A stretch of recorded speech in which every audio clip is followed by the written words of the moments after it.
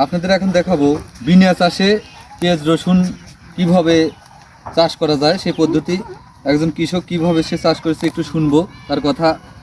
ভাই, এই যে পেঁয়াজ রসুন যে আপনি লাগাইছেন এই কাদা মাটির উপর, কেদা মাটির উপরে চাষ ছাড়া, চাষ ছাড়া। এরপরে খড়কুটো আবর্জনা দেখা যাচ্ছে, এগুলোকে বিছিয়ে দিয়েছেন না? হ্যাঁ, দিতে দিন। এগুলো দিলে মাটির রস থাকে হ্যাঁ হ্যাঁ এবং আবর্জনা কম হয়,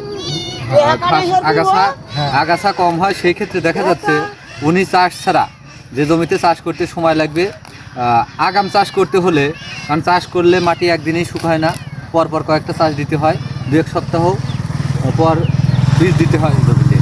আর চাষ ছাড়া যখন কাদামাটির উপর আপনি ফসল লাগাবেন, অতি দ্রুত মৌসুমের আগেই অ্যাডভান্স আপনি ফসল পাবেন। যেমন ওনার পেঁয়াজ এখন বিক্রির উপযুক্ত হয়ে গেছে। আমি দেখাবো আপনাদের পেঁয়াজের, এই দেখতে পাচ্ছেন পেঁয়াজ অলরেডি বিক্রির উপযুক্ত হয়ে গেছে। আর যারা চাষ করে জমিতে লাগাবেন এখন কেবল সময়